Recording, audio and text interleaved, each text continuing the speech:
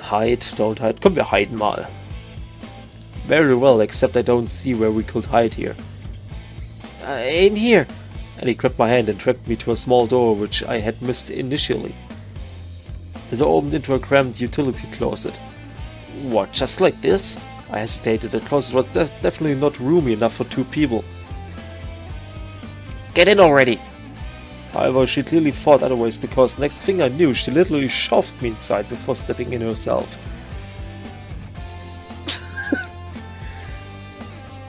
Great, we were now packed in like sardines. And this place reeked. Yet perceptible above the stench of dampness, moldiness and dust was the sweet aroma of Ellie's perfume. A killer combination, to say the least. The classroom door opened and several people entered. I think I heard something. You must have misheard, Kiyama-sensei. The principal was talking to one of the teachers. I'm not hearing things. I may be getting on in years, but I'm still more than capable. Heavens no, Kiyama-sensei, I didn't even mean anything of the sort.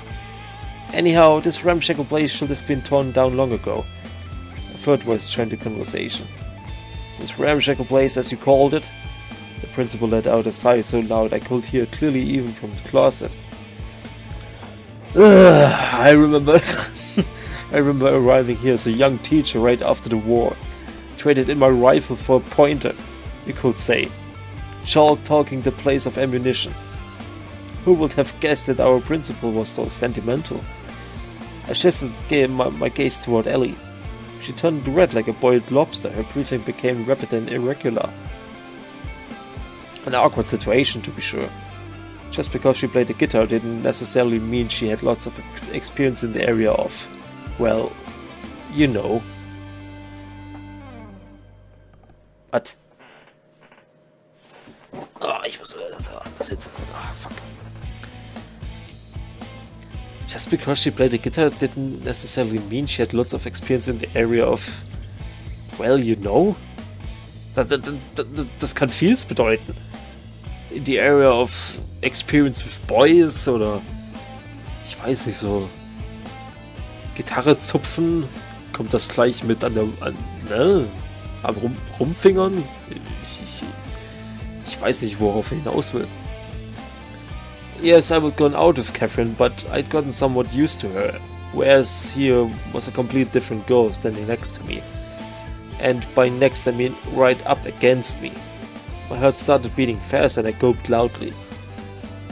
Ellie gave me a frightened look. I made a face that was supposed to mean quiet. She seemed to have understood. Meanwhile, the principal continued his oration.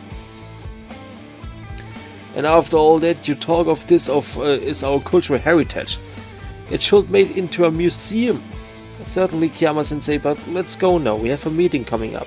Yes, forgive me. I got a bit carried away. The moment that the door closed behind them, Annie came flying out of the closet. I stepped out after her. I had to say something. It was a bit tight in there. She looked at me dumbfounded. Tight? Tight? You pervert! You groped me all over. I didn't touch you at all. You groped me with your eyes then. Oh well, you don't think I could see it? I feel it. Calm down already, will you? How can you grope someone with your eyes? And anyway, it was your idea to hide in there. Yes, but, well, that's all there is to it.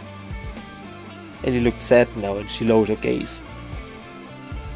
I suppose it's unbefitting a young lady to behave like this, is it? She smiled sadly. Well, I'm not the best person to give advice on these matters, but for what it's worth, I don't think there's anything wrong with playing a guitar. You must enjoy music a lot, huh? Yes. This time her smile was more genuine. Then I don't see a problem. Just then a distant bell announced it was break time. Wie viele Posen und Gesichter haben sie ihr gegeben? Alright, I've got to go, see you. Her final parting smile was utterly disarming. I was left standing alone inside an empty music classroom of the empty old wing. What a strange girl.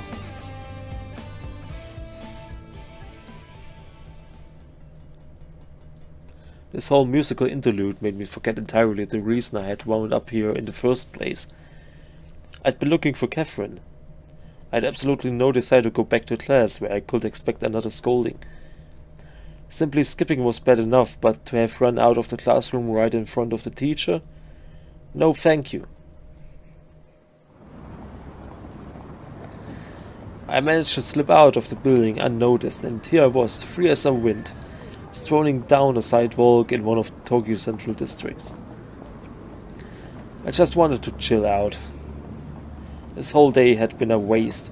The only thing I achieved was determining that Catherine had not written yesterday's note. The note. Unpleasant thoughts crept into my head.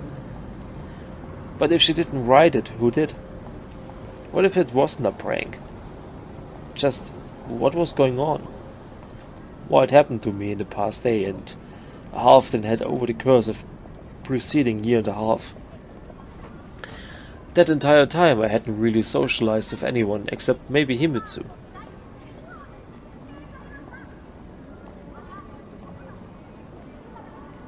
Im Hintergrund ist eine Marktschreierin oder sowas.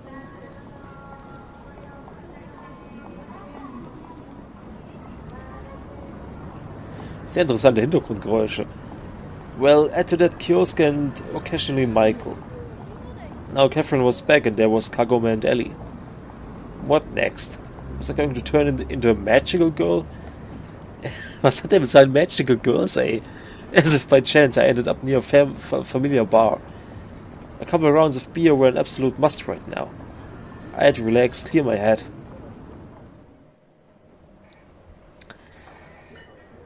Also er ist ein Highschool-Boy und trinkt Bier. Typisch Russen, ey. The inside wasn't crowded, which made sense for this time of the day. People were supposed to be either at work or at school. Like in the joke about the 3-story building and the hurricane.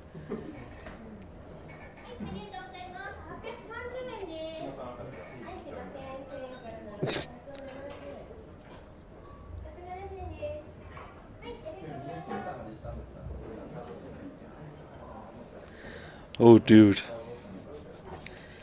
Warum sind da Haken? Um da Taschen dran zu hängen, oder was? Interessant, interessant. Even though I wasn't a stranger here, I always had a fake passport on the ready. A classmate whose father worked in the law enforcement had hooked me up at one point. There were lots of students at our school who had these passes to the adult life. How would you prove it wasn't real? A document was a document, especially when some insolent snot was showing it in your face. Not to mention that the bar's owner was Russian. Chuckling, he usually told people that he used to be a pirate who got shipwrecked off the coast of Japan. That was a telltale, of course. Most likely he was just a regular immigrant like my parents. I sat down at the counter and ordered a beer. Hey, Golia, what's up? You're early today. Yeah, it's just the way it worked out. You aren't going to get into trouble at school, are you? You know how they're strict about these things here? I giggled nervously. Okay, I see. It's none of my business. A good bartender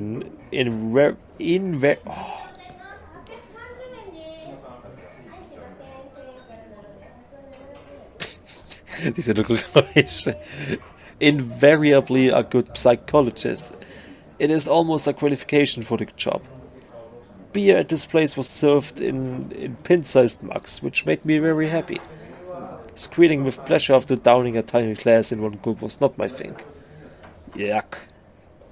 I took a large draught. Catherine's back. The partner raised his eyebrows and asked with unfeigned surprise, "And what are you going to do now?" At times I wondered if showing empathy to customers was something more than just a professional skill for him. What can I do? She hasn't been over eager to talk, and neither have I. At any rate, I'm certainly not going to throw myself at her. And why has she come back? She says because of her mother's work. I suppose that is the case. She wouldn't come back by herself, would she? Most likely not. So I'm in this weird spot now. You know how they say life is like a zebra, a black stripe followed by a white stripe, then a black one again, then a white one again. Yep, and then the ass. We both laughed. You know what, Kolya? Don't get down, he said encouragingly. You shut up. You still have your whole life ahead of you. The two of you will make up 100 times over before the end. And if not, you'll find yourself another girl. Look how many of them are around. The partner spread out his arms, inviting apprehensive looks from the few schoolgirls nestled at the table in the furthest corner of the room. Thanks for the comforting words. There's so much else besides that anyway. Life is in full swing. And each swing hits you on the head. Jeez, did he keep a glossary of sayings under that counter?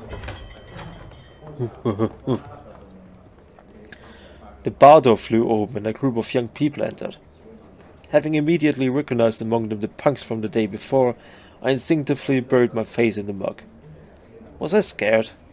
So it seemed. They sat down at the table and ordered beer and cocktails for the girls. You know them? The partner asked quietly, leaning in towards me. I wouldn't say I know them, but we have met. I gave them the occasional sidelong glance. I wondered if I should get up and leave. Wouldn't that look cowardly, though? Then again, to whom? They hadn't even noticed me. No sooner did I think that then one of the guys got up and walked over to the counter. Oh Mann.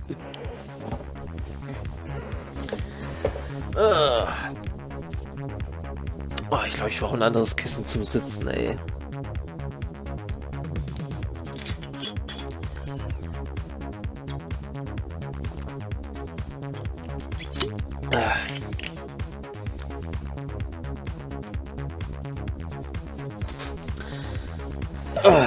Hey, I know you.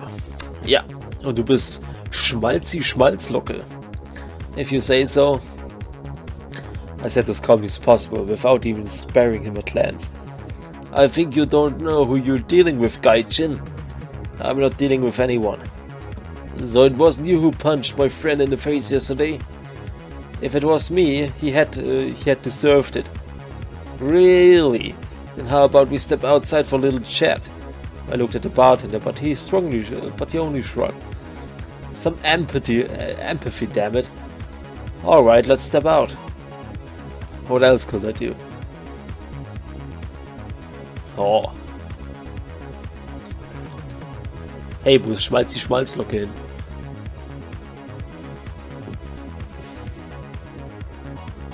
Und da waren 2 Girls dabei, das weiß ich noch. Hier ist nur 1.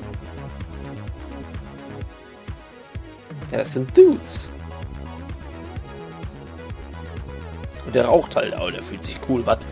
Half a minute later we were standing in an alley behind the bar. Und dieser Oberlippenbart, ey. A couple older guys joined the school kids. Where did they even come from? Not so tough now, are you? Said the one I punched yesterday. That'll teach him to stand up for whores. I looked at the girl. Compared to her, Kagome was mother to Teresa. Well, what next? Gonna beat me, are ya? 4 against 1? That commands some respect. What happened to the code of honor? The Yakuza have one. I sneered at the largest guy among them. You there. You've definitely got the mugshot for a fuck. The older ruffians clenched their teeth, their expressions changing. What did you say? Let's get it over with already. A thought flashed through my mind. What if I struck first? That way, at least, I will retain a smidgen of self-respect.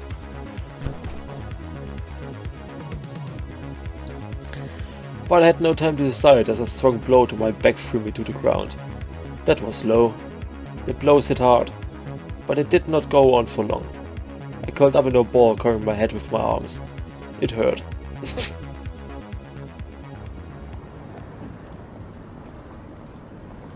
War das alles? Ich kann mir vorstellen, dass die Szene noch unvollständig ist. By the time I recovered my senses, those bastard has vanished without a trace.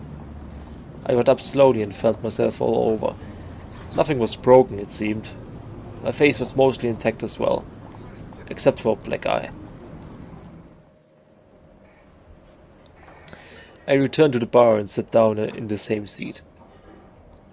I no longer felt like carrying a cordial conversation with the bartender. Although, what could he have done?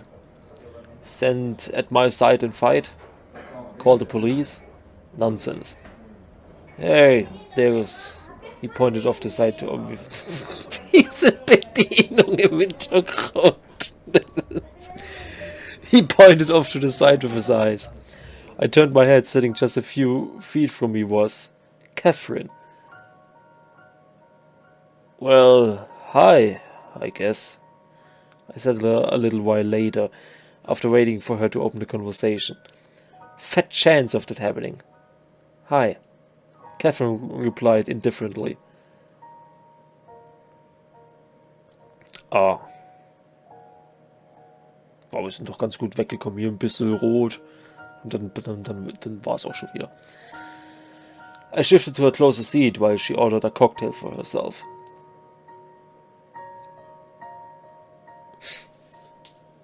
Also ich weiß ja nicht, ne? Also dass ja die halbe Schule dann in diese kleine Bar geht, die einfach irgendwo in der fucking Nebengasse ist, weißt du? Und dann da erstmal alles saufen im Alter von 15, 16, 17. Das halte ich jetzt für ein bisschen unwahrscheinlich, aber... ja. What's with the face? Nothing serious. She wasn't buying it. I fell. Face first onto the concrete several times in a row. Yep, it got lucky this time, but next time victory will be mine. Is that so? Said Catherine apathetically. So, are you also missing school? I had to start a conversation in the most neutral way possible. Also? She looked at me askance. Well, it's nothing new to me. I guess it isn't. I heard you went to the principal. Maybe I did. What of it? The tone of her voice didn't change, but her eyes flashed. Katja, I don't want to start everything up again. Then don't. I'm not. Or was I? Just push myself in my shoes. How would you be reacting? Wouldn't you be asking the same questions? What questions? Fine, I understand. You're here because of your mother's work. But this particular school, why? Moment. Nur mal so kurz am Rande für ein Thumbnail vielleicht.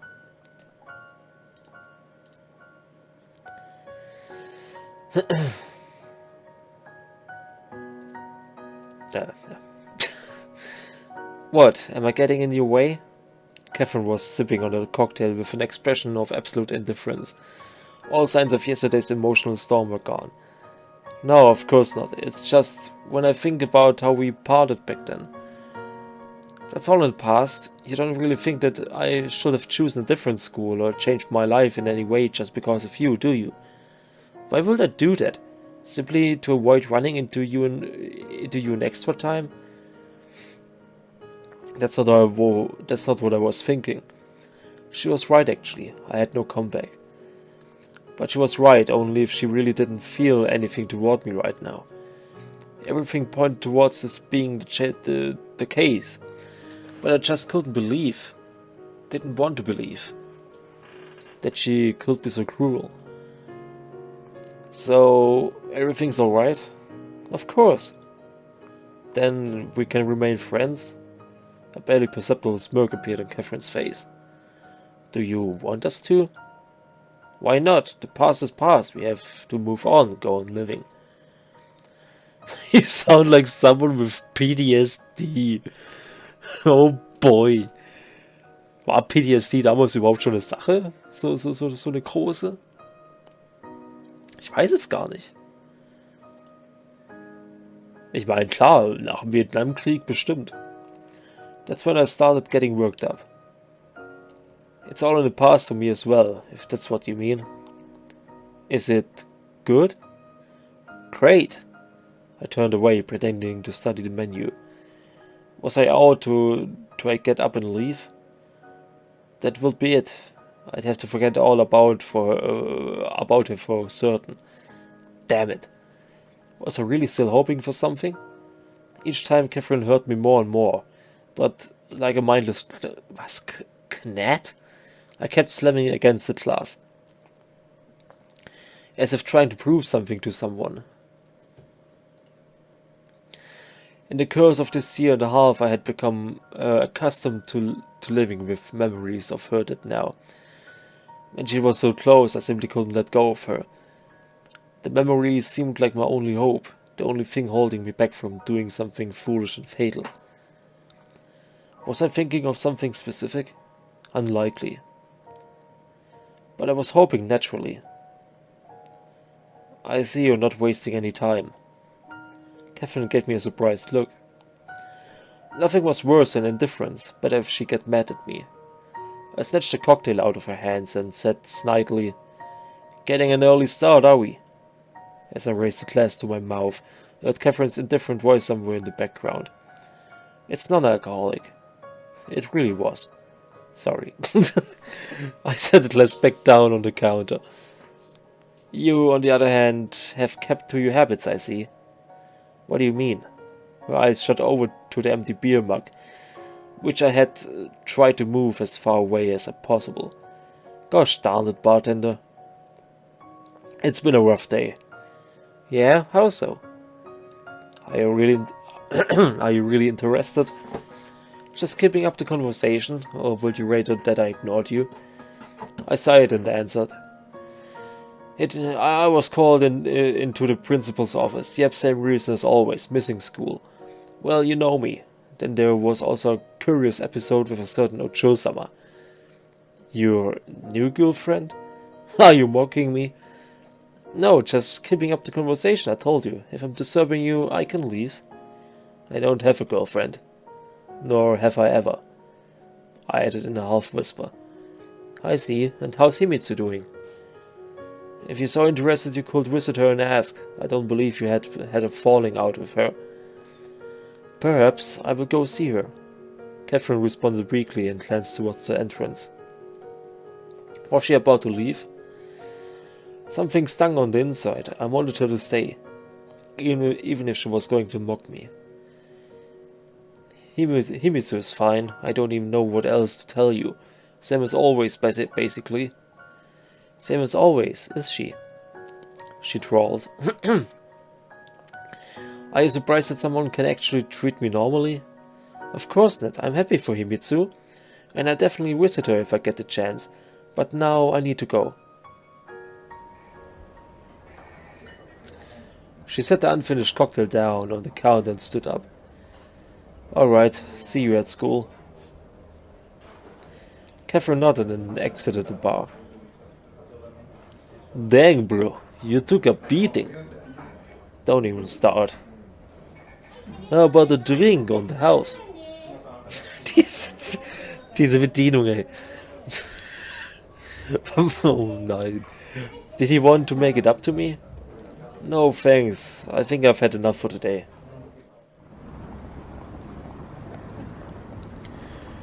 I left the bar and stretched. As expected, the bruises were aching.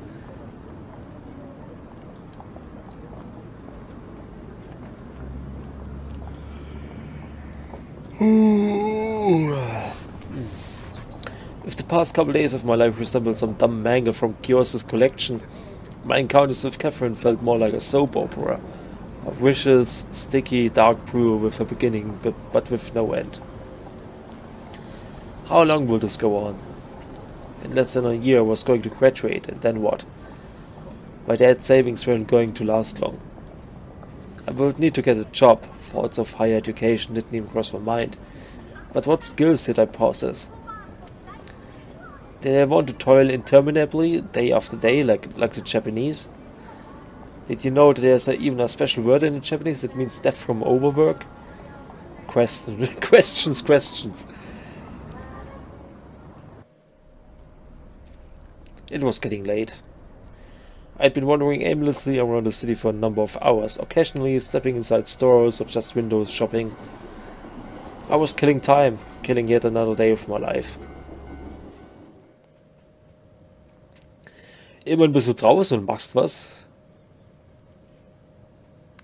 It was completely dark by the time I arrived at my house. The lights were on inside. I immediately remembered yesterday's note and the light shiver traveled down my spine. Nah, that was ridiculous. An assassin waiting for a victim inside a house with the lights turned on? Still, logical or not, someone was obviously inside. I carefully opened the door and saw a woman's shoes in the hallway. Himitsu. I should have guessed right away. Who else had any need of me? Hi, I said carelessly, entering the kitchen. Himitsu was sitting at a set table she had apparently been waiting for some time. Nico-kun, where have you been? I was worried. If a moment ago I might have been glad to see her, all that went out the window now.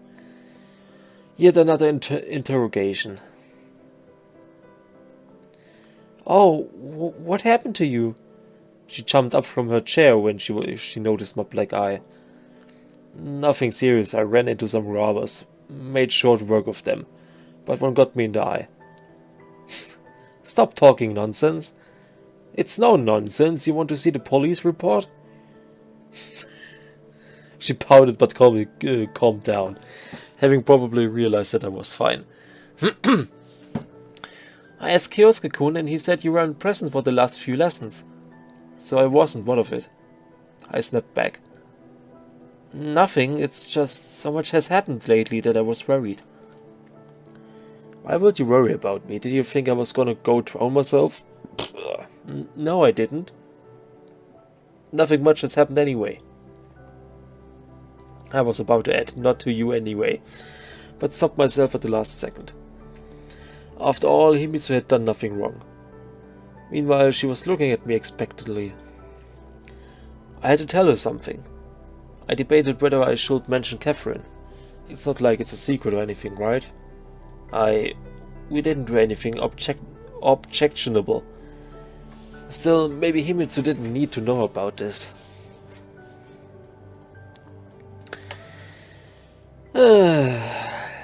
So. Leute, es ist wieder die Zeit, dass ich euch und mich selber mit einem Cliffhanger verabschiede. Denn es ist 4:53 Uhr und ich sollte mal schlafen gehen. Ja, also, danke, dass ihr wieder dabei wart, zugeschaut habt und wir sehen uns dann wieder bei der nächsten Aufnahmesession. Bis dann.